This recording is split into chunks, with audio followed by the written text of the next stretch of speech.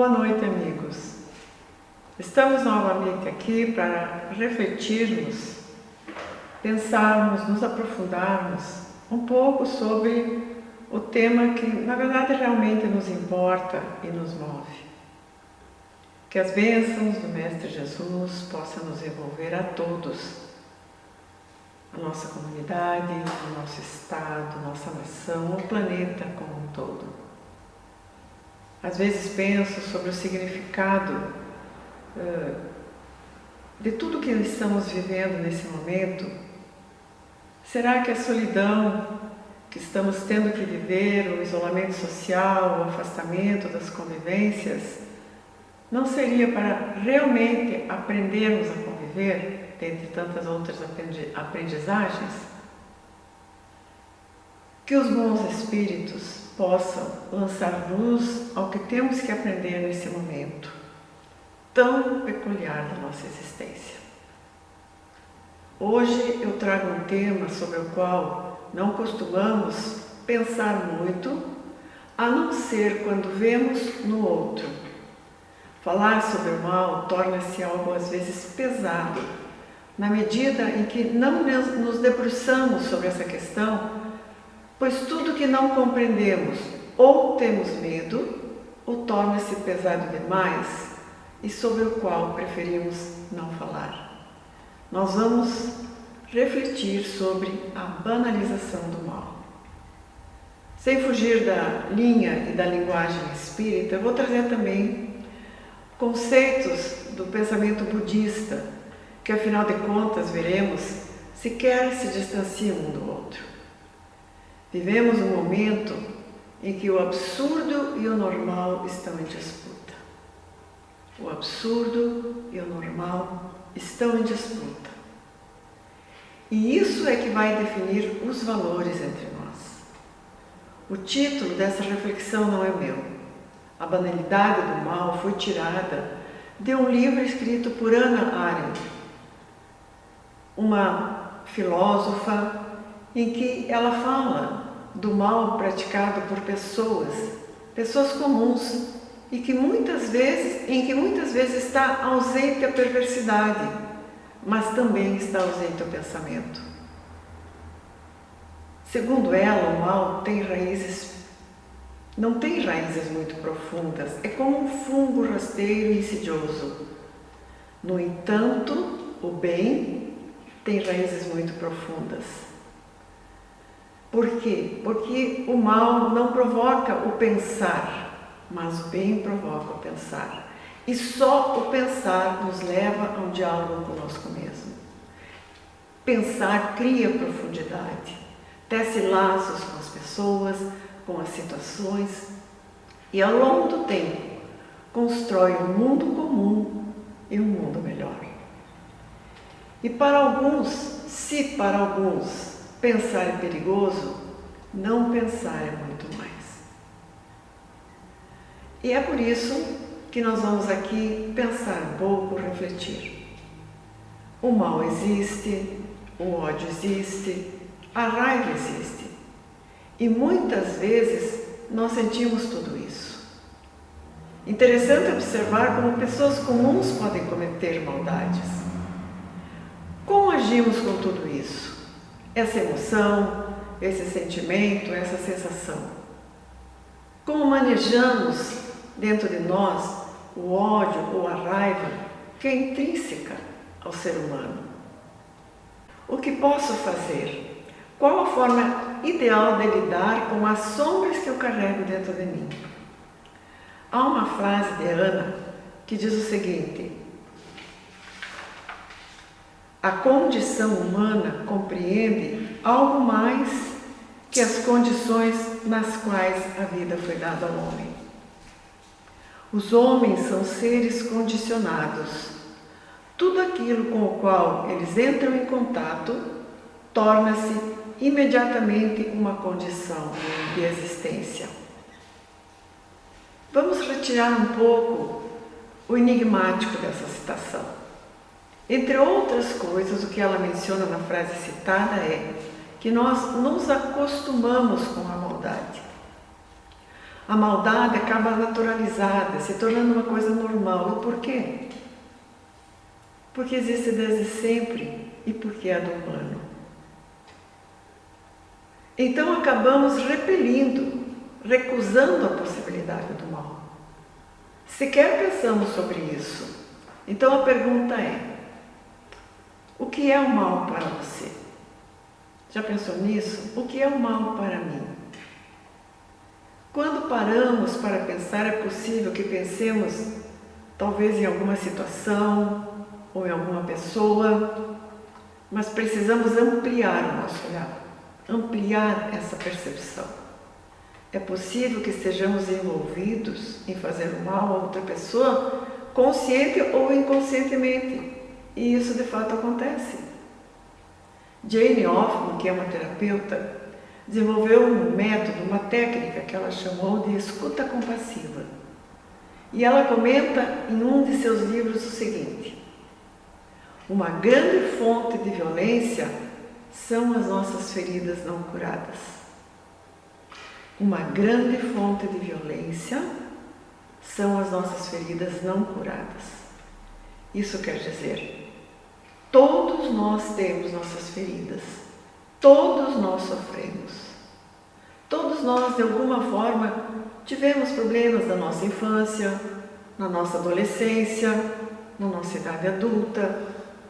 Todos nós crescemos em um lar mais ou menos problemático, mais ou menos disfuncional. Pode ser que tenhamos sido abandonados, espancados, pode ser que tenhamos sido aviltados ou até abusados. Ou seja, a possibilidade de agirmos com maldade, de sentirmos ódio ou de nutrirmos rancor ou raiva é muito grande. É muito grande para todos nós. Essa é uma possibilidade que precisamos considerar. Para promover a tão debatida e tão falada reforma íntima, é preciso que pensemos o que realmente eu preciso mudar em mim. Levar a sério e estarmos atentos, mas com autocompaixão. Para refletir um pouco sobre essa analogia de manter o status quo do que é inerente ao ser humano e a necessidade de mudança, podemos dizer que todos somos imperfeitos. Vivemos em um mundo difícil, onde a violência e o sofrimento coexistem, em seus mais diferentes matizes. Mas aí temos um conceito. Esse conhecimento que o budismo nos traz da impermanência das coisas. Ou o conhecimento espírita, que fala sobre a infinitude da vida. E então nos damos conta que o caminho é aprender. Aprender com o sofrimento, aprender com a dor, aprender com o conflito, aprender com a maldade. Precisamos pensar. Nós precisamos fazer escolhas, nos posicionar. Quando dizemos que o mal atrai o mal, é porque há uma identificação com a situação. Como, por exemplo, nas manifestações públicas. Ao invés de demonstrações de repúdio a alguma situação que eu considero injusta ou consideramos injusta, cometem-se atos agressivos e destrutivos. Vimos isso recentemente mostrado amplamente pela mídia. E na intimidade? Será que não há identificações dessa natureza? Não será preciso rever algumas atitudes? Dar-se conta das próprias feridas que poderiam estar nos levando a cometer atos ou até a ter atitudes reprováveis, segundo os preceitos morais espíritas? Vejamos, por exemplo, eu vou trazer aqui alguns preceitos que são comuns ao espiritismo, ao budismo e a todas as denominações religiosas, enfim. Mas de tantos que existem, eu vou citar 4. Vejamos, por exemplo, esse preceito, não matar. Independendo da situação, às vezes esse preceito é realmente uma prova. E não apenas em relação aos seres humanos, mas em relação a todos os seres.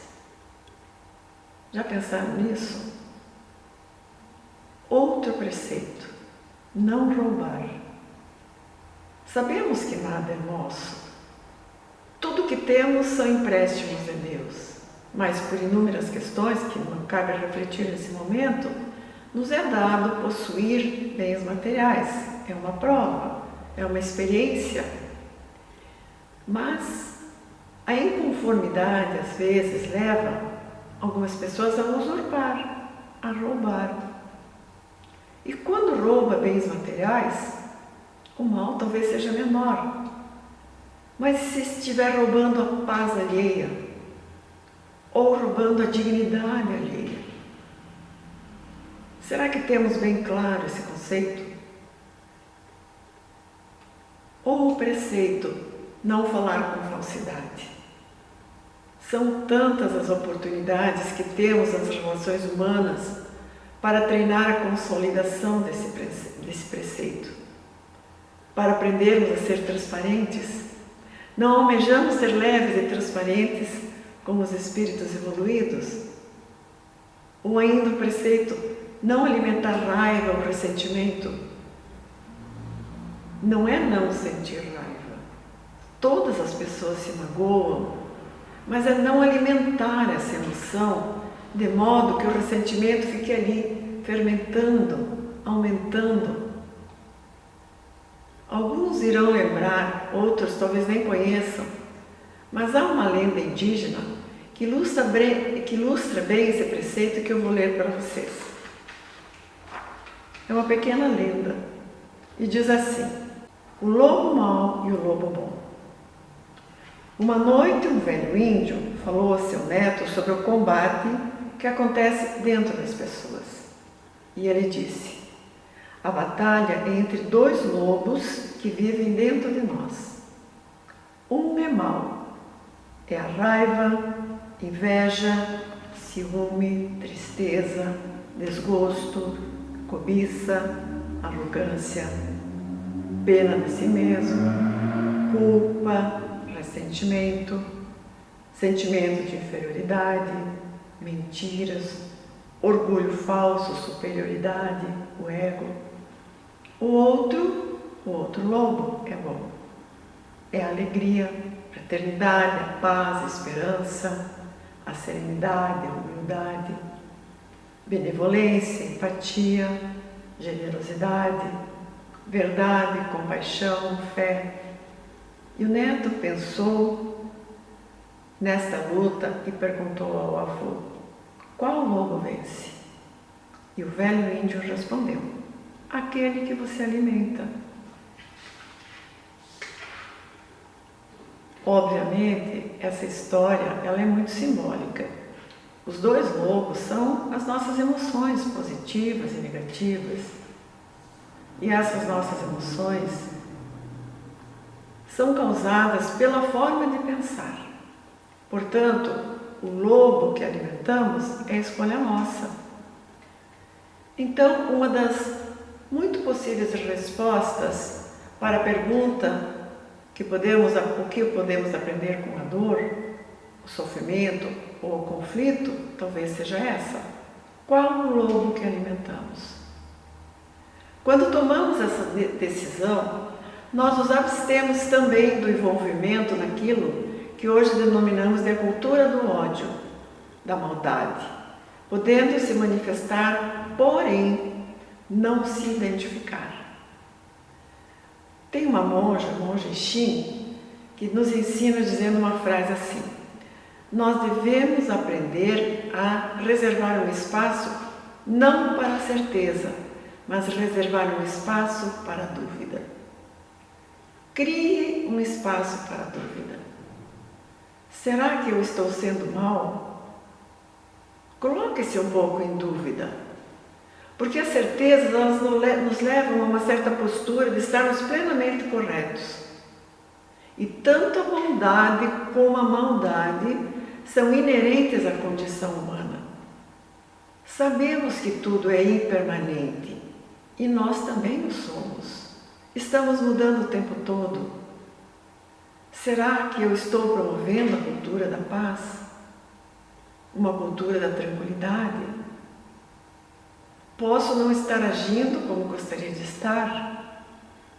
Por isso as palavras de Shinroshi reservam um espaço para a dúvida.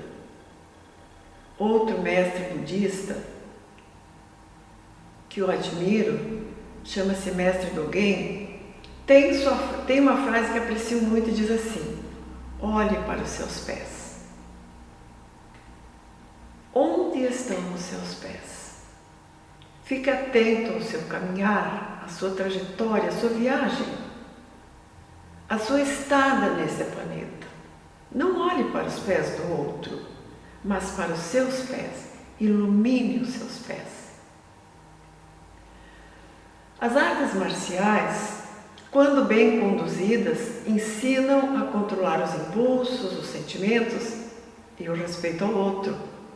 E há uma arte mais comum entre nós, o Aikido, que é mais conhecida, por exemplo, é uma arte marcial também conhecida como a arte da paz. Ou também chamam o caminho do espírito harmonioso. Há por trás do aprendizado toda uma filosofia. Uma das primeiras coisas que você faz quando entra em um dojo, que é a sala onde a pessoa pratica a arte, é cumprimentar o tatame. Então a pessoa reverencia o altar, reverencia o tatame, reverencia o altar e entra. Todo o movimento é de reverência. Reverencia o altar, reverencia o espaço, reverencia a divindade, reverencia o sensei, que é o professor, e em cada prática agradece pela grande oportunidade que está tendo. Onde está a importância de tudo isso?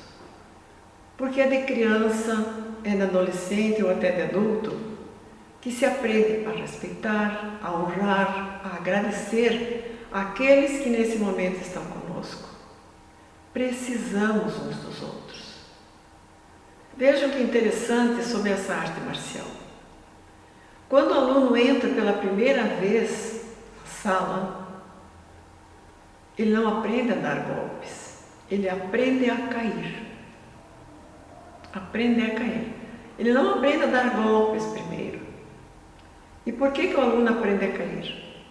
Segundo o relato, é bastante difícil, é uma dificuldade enorme aprender a cair. Porque ao cair para trás, não haverá ninguém que ampare essa queda. E por mais que o tatame possa segurar o impacto da queda, a pessoa pode se machucar. Então, precisa aprender a cair. E aí, treina e treina e treina. Depois que ele muito treinou o cair, ele precisa treinar o se levantar.